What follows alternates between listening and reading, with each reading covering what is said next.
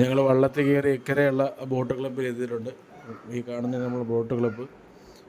ഇവിടെ ഈ ഫ്രണ്ട് ഓഫീസിൽ റൈഡർമാരൊക്കെ ആവശ്യമായിട്ടുള്ള നിർദ്ദേശങ്ങൾ, കയാക്കിങ്ങിന് പോകുന്ന ആൾക്കാർക്കുള്ള നിർദ്ദേശങ്ങൾ, കാര്യങ്ങളൊക്കെ അവർ കൊടുത്തുകൊണ്ടിരിക്കുകയാണ്.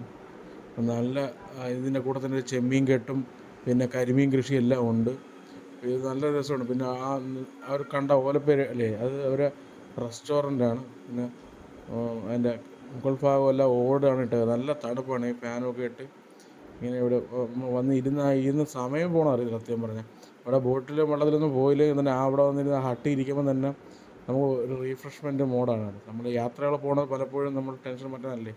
അപ്പോൾ ഇവരുടെ ആ ഓഫീസ് റൂമിൽ അവർക്ക് കിട്ടിയ പുരസ്കാരങ്ങളും അവരെക്കുറിച്ച് വന്ന വാർത്തകളും എല്ലാം ഉണ്ട്.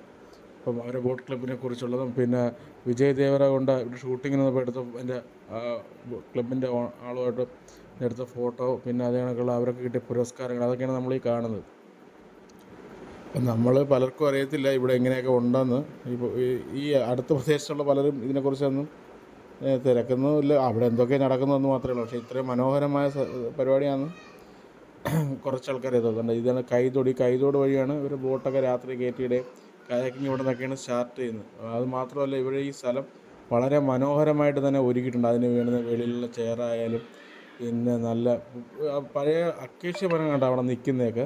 അതുകൂടാതെ തന്നെ ചെറിയ പുതിയ തൈകളൊക്കെ അവിടെ നട്ട് പിടിപ്പിച്ചിട്ടുണ്ട്.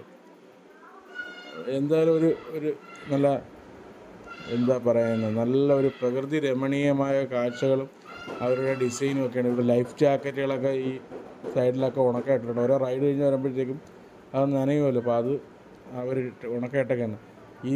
നമ്മൾ ആദ്യം പോണത് സ്പീഡ് ബോട്ടിൽ കായൽ കാഴ്ചകൾ കാണാനായിട്ടാണ്. അപ്പോൾ അവിടെ നിന്ന് എടുത്ത് നമ്മൾ ഇത്തിക്കര ആറ്റിൻ്റെ ആയിട്ട് ഇറങ്ങി നമ്മൾ റൈഡ് സ്റ്റാർട്ട് ചെയ്തിരിക്കുകയാണ്.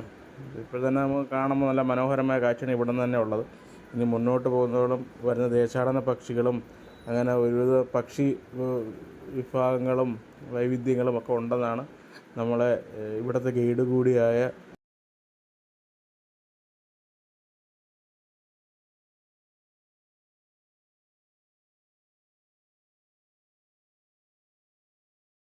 ബോട്ട് ഓടിക്കുന്ന പുള്ളി പറഞ്ഞത്.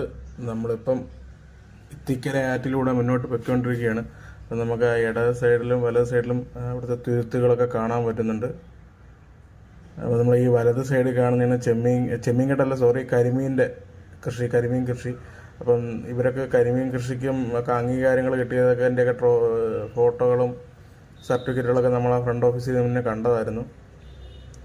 നല്ല കായൽ നല്ല പച്ച കളറിൽ ഇങ്ങനെ കിടക്കണം. ഇപ്പം വേലിയേറ്റ സമയമൊന്നും കടലിൽ നിന്നിട്ട് വെള്ളം തള്ളിക്കൊണ്ടിരിക്കുന്ന ഒരു ഫീൽ നമുക്ക് നല്ലോണം അറിയാൻ പറ്റും.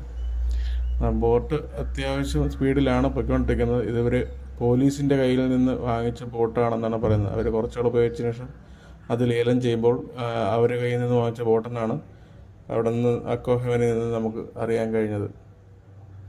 കൂടുതൽ അടുത്തടുത്ത് വരുന്തോറും കൂടുതൽ മനോഹരമായിട്ട് കൊണ്ടിരിക്കുകയാണ്. പക്ഷേ ഇപ്പോൾ സമയം ഏതാണ്ടൊരു 11 മണി ഒക്കെ ആയിട്ടുണ്ട്. അപ്പോൾ അതിൻ്റെ വെയിലുണ്ട്.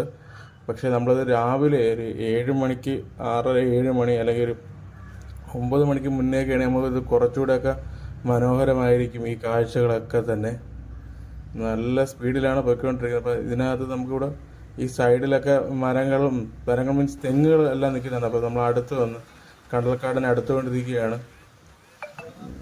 എൻ്റെ വീട് ഇവിടെ നിന്ന് ഒരു 10 കിലോമീറ്ററേ ഉള്ളൂ. പക്ഷേ നമ്മൾ അവിടുത്തെ തോടുകളിലോ അതിനൊക്കെ കായലിൻ്റെ മറ്റു സ്ഥലങ്ങളിലൊന്നും കാണാത്ത വൈവിധ്യപരമായ ചെടികളും കാര്യങ്ങളൊക്കെ നമുക്കിവിടെ കാണാൻ കഴിയുന്നുണ്ട്. വേലിയേറ്റ് നല്ല ശക്തമായിട്ടാണ് പോയിക്കൊണ്ടിരിക്കുന്നത്. വെള്ളം ഇങ്ങനെ അടിച്ചടിച്ച് നല്ല രീതിയിൽ അടിച്ച് കയറുന്നുണ്ട്.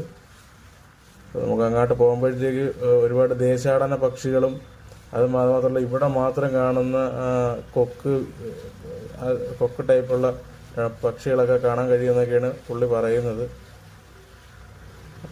നല്ല സ്പീഡിലാണ് അത്യാവശ്യം ഈ ബോട്ട് പോകുന്നത് കേട്ടോ. നമുക്കിപ്പോൾ കാണുമ്പോൾ തന്നെ മനസ്സിലാവും. നല്ലോണം തിരയടിച്ച് വെള്ളം നല്ലോണം പൊങ്ങി വരുന്നുണ്ട്. നമ്മുടെ കൂടെയുള്ള ഗസ്റ്റ് അതൊക്കെ ഭയങ്കരമായിട്ട് എൻജോയ് ചെയ്യുന്നുണ്ട് കേട്ടോ.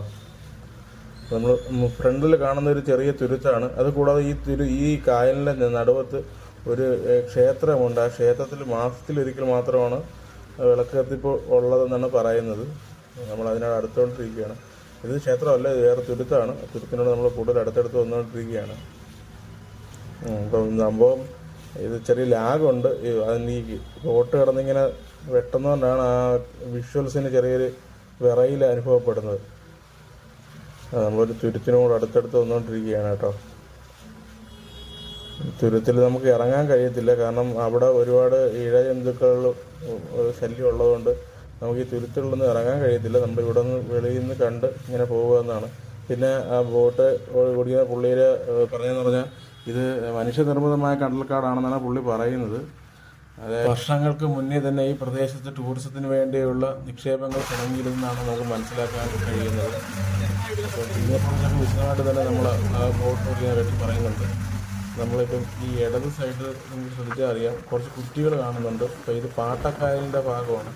പണ്ട് ഇതൊക്കെ കരയായിരുന്നു എന്നും, അപ്പോൾ അന്ന് ആ സമയത്ത് അതായത് ചെറിയ വെള്ളക്കെട്ടുള്ള ഈ കാണുന്ന കാക്കകളാണ്. കടൽക്കാക്കയല്ല, കായൽ കാണുന്നതിൻ്റെ പേര് അറിയത്തില്ല. അത് ഒരു കാണാൻ നല്ല രസമാണ് കേട്ടോ. നമുക്ക് ഈ ക്യാമറ അത്ര ക്ലാരിറ്റി ഇല്ലാത്തതുകൊണ്ടാണ് നമുക്ക് ഏതൊക്കെ തോന്നിക്കാത്തത്. പക്ഷേ ആ പക്ഷിയുടെ നല്ല രസമാണ്. നമുക്ക് എന്താ പറയുക, നല്ല മനോഹരമായ ദൃശ്യമാണ്. ആ പറക്കുന്നതൊക്കെ നമുക്ക് നല്ല രസമാണ് കേട്ടോ. നമുക്ക് പറഞ്ഞറിയിക്കാൻ എനിക്ക് വാക്ക് പറ്റത്തില്ല. പക്ഷേ നമുക്ക് ആ പറന്നു പോകുന്നതും നമ്മുടെ ക്യാമറ കുറച്ചും കൂടെയൊക്കെ എഫക്റ്റുള്ളതായിരുന്നെങ്കിൽ നമുക്ക് ഈ വിഷ്വൽസ് കൂടുതൽ മനോഹരമായിട്ട് തോന്നിയേനായിരുന്നു. അപ്പോൾ ഭയങ്കര രസമാണ്.